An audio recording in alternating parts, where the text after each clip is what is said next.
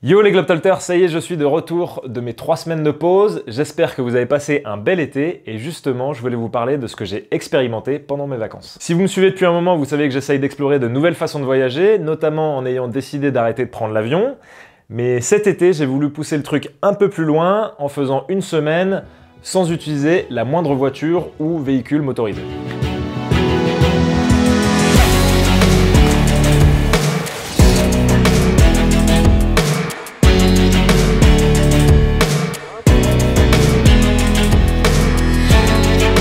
Histoire de vous poser le contexte, des amis à moi avaient loué un gîte dans le sud des Cévennes pour y passer une semaine entre potes, une trentaine de potes. Et justement, j'avais une semaine de libre avant cette dernière semaine d'août. Donc je me suis dit, pourquoi pas rallier le sud des Cévennes, by fair means, comme on peut dire, donc c'est-à-dire juste à la force de mes jambes ou de mes bras. J'avoue avoir été pas mal inspiré par un livre que j'ai lu récemment et que je vous recommande chaudement, L'Axe du Loup de Sylvain Tesson, dans lequel il raconte en gros comment il a suivi les traces d'un Polonais qui s'est évadé des goulags en Sibérie et qui a rallié l'Inde.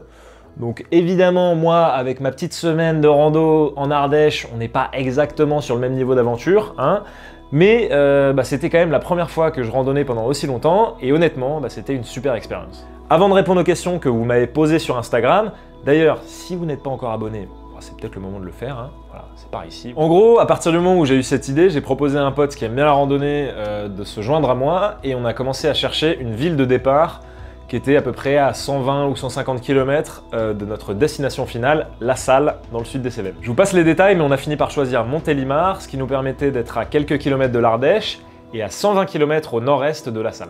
De là, on a rejoint Saint-Rémez en stop pour retrouver Benjamin de Sport Nature Ardèche qui nous a fait faire un petit tour d'escalade et qui nous a conseillé sur notre itinéraire. Le lendemain, on a fait notre première randonnée d'une vingtaine de kilomètres pour rejoindre Vallon-Pont d'Arc, point de départ pour descendre l'Ardèche en canoë. Sachez que c'est possible de partir de plus haut, mais malheureusement, le niveau d'eau n'est pas suffisant en août.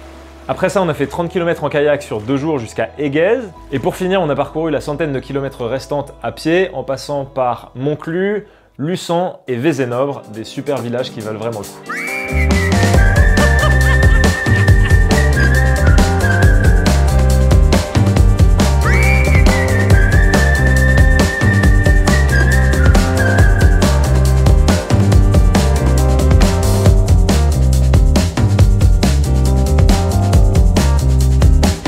Les principales questions portaient sur le matériel et là-dessus rien de bien exceptionnel.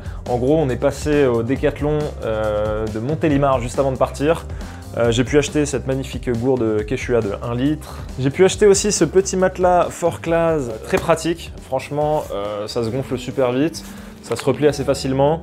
Et puis j'avais déjà cette petite teinte Arpenas 2, c'est une black and white et ça je dois dire que c'est super efficace. Honnêtement ça cache super bien la lumière du jour donc c'est possible de ne pas être réveillé dès 6 h du mat. J'ai pris ce format de tente plutôt qu'une 2 secondes par exemple parce que la 2 secondes se trimballe très mal. C'est pratique quand tu fais du camping juste sur une journée ou quand tu trimbales ta tente dans une voiture. Mais pour de la rando où tu portes ta tente, faut vraiment quelque chose qui peut au moins s'attacher sur le côté d'un sac ou se mettre dans le sac.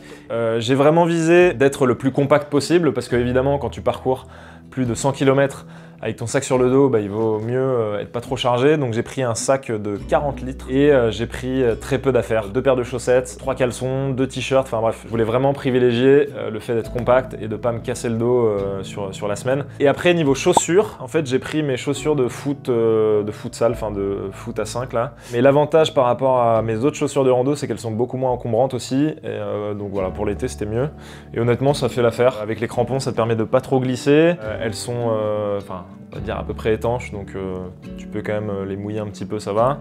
Sur les chaussures, le plus important c'est surtout de ne pas commencer avec des chaussures neuves.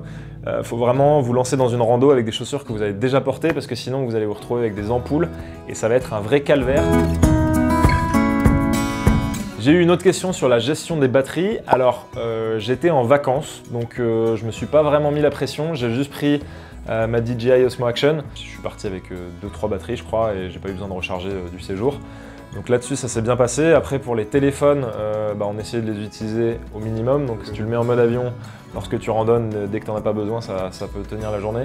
Mais après ouais, on rechargeait dès qu'on allait au restaurant. Mais évidemment si tu as besoin de prendre du matériel pour prendre des photos et tout ça, je te recommande d'acheter un chargeur solaire que tu peux mettre sur ton sac. Je sais qu'il y en a qui marchent très bien. Moi, j'ai jamais eu l'occasion d'en tester, donc je peux pas vraiment vous en recommander. Mais voilà, ça peut être une bonne solution. L'autre conseil que je peux vous donner, c'est évidemment d'essayer d'être sobre au niveau de l'utilisation des matériels électroniques, parce que la randonnée, c'est aussi un bon moyen de déconnecter. Et moi, personnellement, justement, je voulais vraiment déconnecter pendant ces 3 semaines. Alors, j'ai pas complètement déconnecté, j'ai gardé mon portable, je voulais vraiment m'en séparer, mais finalement, j'ai pas pu. J'ai rien posté sur les réseaux et ça m'a fait un bien fou. Ça a permis de vraiment être plus dans l'instant présent, voilà, de pas tout le temps être collé à son téléphone.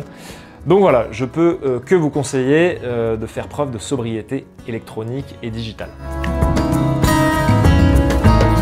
On a pas mal alterné, on a fait seulement une nuit en camping sauvage. C'était pas le meilleur spot de camping sauvage, on n'était pas très loin de la départementale, mais en fait il commençait à faire nuit, donc on s'est dit bon là c'est pas trop mal. Surtout dormi en camping, donc des vrais campings où tu payes ta place, ça coûte pas très cher.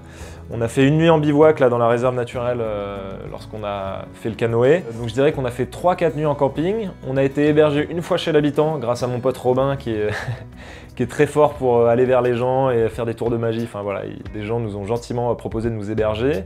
Mais bon, on était quand même prêt à dormir en camping ou par terre s'il fallait. C'est pas du tout un problème parce que quand t'as un minimum d'équipement, franchement, c'est très cool.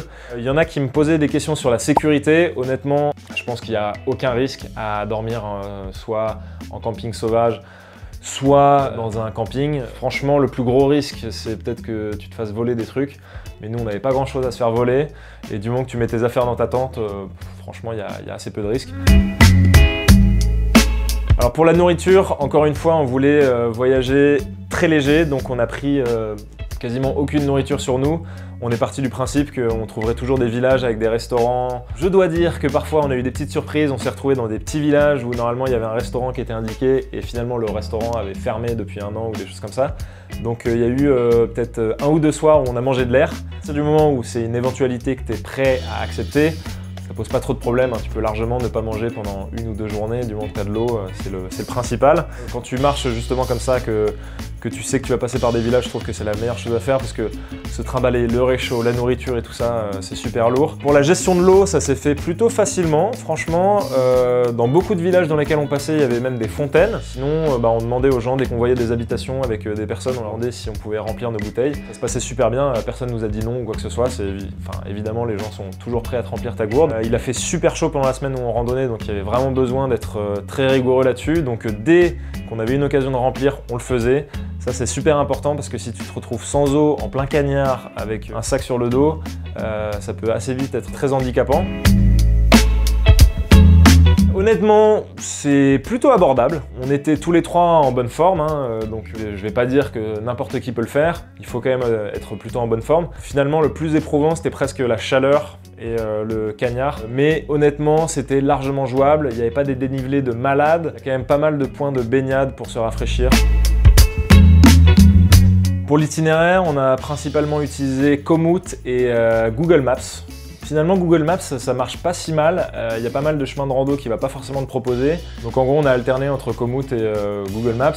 Ça peut être un peu risqué d'aller chercher à optimiser. Parfois, nous, on s'est retrouvés un peu dans des cul-de-sac, un peu dans des petites galères en voulant chercher des raccourcis. Mais il y a notamment une fois où ça a vraiment payé. N'hésitez pas à vraiment zoomer sur Google Maps. Parfois, vous allez voir sur des petits chemins. Vous pouvez le mettre en mode satellite aussi pour voir, je sais pas, des petits chemins ou des ponts, des choses comme ça. Et aussi, j'ai été vraiment agréablement surpris parce que très souvent, c'est très bien fléché. Tu as tous les signes aussi de chemin de rando, donc les petites bandes jaunes ou alors les petites bandes rouges et blanches. Le GPS est quand même assez utile, mais limite, si tu veux prendre juste une carte et te fier juste au chemin de rando, ça peut passer. Voilà, donc pour résumer, c'était une super expérience. Mes potes se sont bien foutus de ma gueule quand j'ai dit ça, mais je trouve que ça m'a vraiment permis de relativiser le temps et les distances.